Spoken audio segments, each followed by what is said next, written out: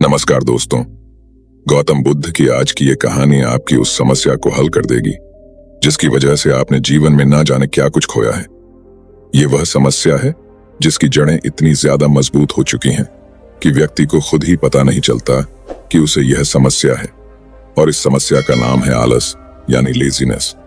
इसी लेजीनेस की वजह से आप अपना कीमती जीवन यूं ही बर्बाद किए जा रहे हैं। आपको आज जिस शिखर पर होना चाहिए था, आप वहां नहीं हैं। अब सवाल यह है कि इस समस्या को यानी लेजीनेस को खत्म कैसे किया जाए। इस लेजीनेस को खत्म करके अपने जीवन को बुलंदियों तक कैसे पहुंचाया जाए। तो चलिए गौतम बुद्ध से जानते हैं इस आलस को जड़ से खत्म करने के ऐसे उपाय जो शायद ही आपने कभी जाने होंगे। मैं आशा करता हूं कि आप इस कहानी से बहुत कुछ सीखेंगे और अपने जीवन को बुलंदियों तक ले जाएंगे। चलिए शुरू करते हैं आज की कहानी। दोस्तों, आज की यह कहानी है एक ऐसे व्यक्ति की जो अपने आलसी होने की आदत से छुटकारा पाना चाहता था। वह अपनी इस आदत से इतना ज्यादा दुखी हो चुका था कि वह अपना कोई भी काम समय पर नहीं कर पाता था। वह जानता था कि आलस करने की वजह से उसका जीवन खराब हो रहा है और उसने अपने आलसी पल से छुटकारा पाने की बहुत कोशिशें की, लेकिन वह कभी इसमें सफल नहीं हो सका और दिन गुजरने के साथ साथ वह और ज्यादा आलसी होता गया। जब उसे इस समस्या से बाहर आने का कोई उपाय समझ नहीं आया तो एक दिन वह गौतम बुद्ध के पास आया और दुखी मन से बोला, हे बुद्ध, मैं एक समस्या से ग्रसित हूं। कृपया आप मुझे इस समस्या से बाहर निकालें। मैं जो कर सकता था सब करके देख लिया, अब तो मुझे बस आप ही का सहारा है। बुद्ध बोले, क्या समस्या है तुम्हें? वह व्यक्ति बुद्ध से कहता है, मैं बहुत आलसी हूं और अपने आलस्यपन के कारण मैं कोई भी काम समय पर नहीं कर पाता हूं। मेरे घर और परिवार में सभी मुझसे बहुत ज्यादा परेशान हैं, बल्कि घर वाले ही नहीं, मैं खुद भी अपने आप से बहुत परेशान हूं। हे बुद्ध, कृपया करके आप मुझे इस समस्या से बाहर निकालें और मुझे बताएं कि मैं क्या करूं। व्यक्ति की बात सुनकर बुद्ध मुस्कुराए और बोले, तुम्हें कैसे पता कि तुम आलसी हो और किस प्रकार का आलस्य है तुम्हें? व्यक्ति बोला, यह तो मुझे नहीं पता कि आलस्य क्या होता है और मैं आलस से ग्रसित हूं या नहीं, लेकिन यह जो भी है बहुत बुरा है। इसने मेरा पूरा जीवन खराब कर दिया है। बुद्ध बोले, आलस्य एक मानसिक अवस्था होती है जो तुम्हारे मन में उत्पन्न होती है, जो एक विचार है, भाव है, जिसे इंसान अपने अंदर लाता है। बुद्ध आगे कहते हैं, मनुष्य को दो प्रकार से आलस्य आता है, शारीरिक और मानसिक। शारीरिक आलस्य का पहला कारण भोजन है। जब हम ऐसा भोजन करते हैं जिसमें खुद कोई जीवन नहीं है तो वह भोजन शरीर के लिए बोझ बन जाता है और फिर यह तुम्हारे शरीर में आलस्य पैदा करता है, क्योंकि हमारा शरीर भोजन से मिलने वाली ऊर्जा पर चलता है। जैसा भोजन हम इसे देते हैं वैसी ऊर्जा यह हमें देता है। इसलिए अगर तुम आलस्य से बचना चाहते हो तो आराम और आसानी से पचने वाला भोजन करो जो प्राकृतिक रूप से हमें मिलता है। शारीरिक स्तर पर ही दूसरा कारण है सही से ना बैठना, सही से ना सोना और सही से ना चलना। बुद्ध ने आश्रम के भिक्षुओं की तरफ इशारा करते हुए उस व्यक्ति से कहा, जरा इन भिक्षुओं को ध्यान से देखो, इनके चलने, बैठने और लेटने में संतुलन है। जब ये चलते हैं तो इनके पैरों के बीच तालमेल होता है, बैठते हैं तो गर्दन ऊपर और रीढ़ की हड्डी बिल्कुल सीधी होती है। जब लेटते हैं तो शरीर बिल्कुल स्थिर और तनाव रहित होता है, जिससे वे आरामदायक और गहरी नींद लेते हैं। वह व्यक्ति बोला, क्या पर्याप्त नींद आवश्यक है? बुद्ध बोले, हाँ, पर्याप्त नींद बहुत आवश्यक है। किसी भी व्यक्ति को ना तो बहुत ज्यादा सोना चाहिए और ना ही बहुत कम। यदि तुम रात को पर्याप्त नींद नहीं लेते हो तो कल का पूरा दिन आलस्य और थकान से भरा होगा। इसी तरह यदि किसी रात तुम पर्याप्त से ज्यादा नींद ले लेते हो तब भी अगला दिन आलस्य से भरा हुआ होता है। अर्थात तुम्हें अपनी नींद में भी संतुलन लाना होगा, सही समय पर सोने का अभ्यास करना होगा और सही समय पर जागने का भी। बुद्ध की बातें सुनकर व्यक्ति ने कहा, आप बिल्कुल सच कह रहे हैं। मैंने भी यह कई बार महसूस किया है कि जब कभी भी मैं रात में अच्छी नींद नहीं लेता तब अगला पूरा दिन मुझे पहले से भी अधिक आलस्य आता है। ऐसा लगता है जैसे मेरे शरीर में कोई ऊर्जा ही नहीं बची हो। इतना कहकर व्यक्ति चुप हो जाता है। बुद्ध बोले, शारीरिक स्तर पर तीसरा कारण है सुबह जल्दी ना उठना। व्यक्ति बोला, है भगवान बुद्ध, मैं सुबह जल्दी उठना तो चाहता हूं पर उठ नहीं पाता। मैं रोज ये संकल्प करके सोता हूं कि कल सुबह जल्दी उठूंगा, लेकिन मैं कभी जल्दी नहीं उठ पाता और जल्दी ना उठ पाने के कारण मुझे पता ही नहीं चलता कि मेरा पूरा दिन कब और कैसे गुजर गया। गौतम बुद्ध बोले, तुम जल्दी तभी उठ पाओगे जब रात को सही समय पर सोओगे।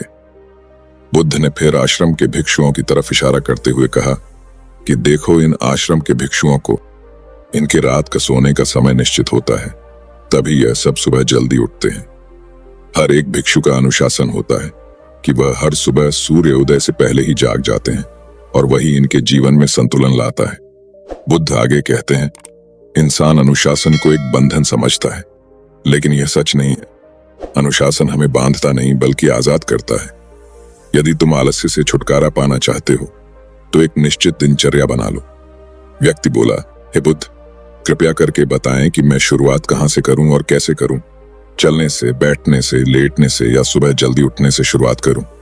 बुद्ध बोले, इसी समय से, यहीं से शुरुआत करो। जो भी कर रहे हो उसे ध्यान से करो।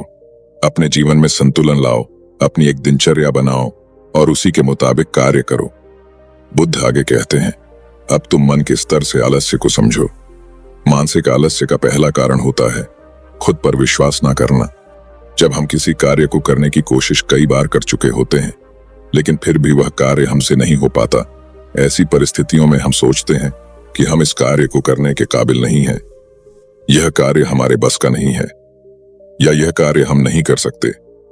तो ऐसी परिस्थितियों में हमें आलस्य आता है क्योंकि हम वह कार्य पहले भी नहीं कर पाए थे। हम मन को यह नहीं समझाते कि पहले और अब के कार्य में बहुत फर्क है। साथ ही मानसिक तौर पर हम वह नहीं हैं जो पहले थे। तब से लेकर अब तक हमने बहुत कुछ सीखा है। मानसिक आलस्य से बचना है तो खुद पर विश्वास करना सीखो। खुद को इस बात का विश्वास दिलाओ कि भले ही तुम कोई कार्य पहले ना कर पाए हो, पर अपनी मेहनत और लगन से इस बार तुम वह कार्य अवश्य ही कर लोगे।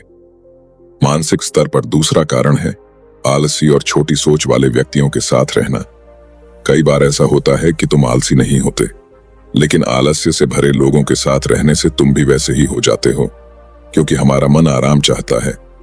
मन खुद कार्य नहीं करता, उससे कार्य कराना पड़ता है। अगर तुम किसी ऐसे व्यक्ति की संगत में आते हो जो आलसी होता है तो तुम्हारा मन भी ऐसी ही चीजों को करने के लिए आकर्षित हो जाता है, क्योंकि आलस्य करने में कोई मेहनत नहीं लगती। धीरे धीरे तुम भी आलस्य के कारण अपने कार्यों को कल पर टालने लगते हो और तुम्हारा मन इस आदत को गहराई तक अपना लेता है, जिससे बाहर आना तुम्हें मुश्किल प्रतीत होता है। बुद्ध की बातें सुनकर वह व्यक्ति बोला, आप सही कह रहे हैं, मैंने यह भी महसूस किया है। मेरे बहुत से मित्र हैं जिनका जीवन भी लगभग मेरे जैसा ही है।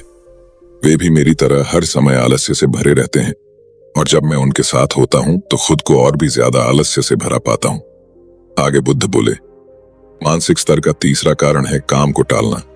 यह काम को टालना मानसिक तनाव का सबसे बड़ा कारण है। अक्सर हम अपने कार्यों को कल पर टाल देते हैं। आज का काम कल पर और कल का काम परसों पर टालते रहते हैं और उस कार्य को करने का दिन कभी नहीं आता। अन्यथा जब हम अपने कार्यों को समय पर नहीं कर पाते तो हमें आत्मग्लानि घेर लेती है। हमें उस कार्य को ना कर पाने का पछतावा होने लगता है। हमें पता नहीं चलता, लेकिन धीरे धीरे यह आदत हमारे अंदर घर कर जाती है और जिंदगी खराब कर सकती है। इसलिए जो कार्य आज कर सकते हैं उसे आज ही खत्म करो, कल पर मत टालो। बुद्ध ने कहा, मानसिक आलस्य का चौथा कारण है लक्ष्य स्पष्ट ना होना। मान लो तुम एक रेगिस्तान में फंसे हो और तुम्हें प्यास लगी है, तो क्या करोगे? वह व्यक्ति बोला, मैं पानी ढूंढने के लिए आसपास किसी गांव की तलाश करूंगा। बुद्ध बोले, यदि गांव नहीं मिला तो क्या करोगे?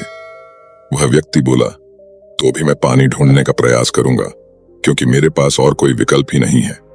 बुद्ध बोले, इसी तरह यदि तुम सुबह उठकर व्यायाम करना चाहते हो लेकिन नहीं कर पा रहे हो तो तुम्हारी नजर स्पष्ट नहीं है कि तुम्हें व्यायाम क्यों करना है।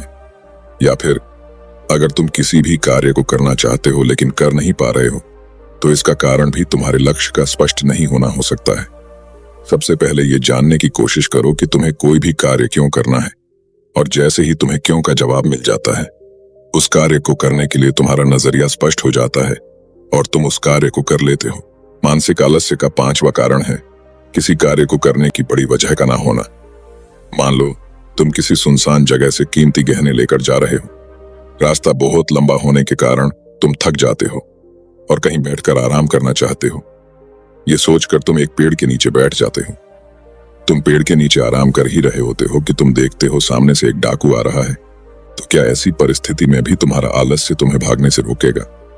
क्या तुम अपने गहने बचाने के लिए वहां से नहीं भागोगे?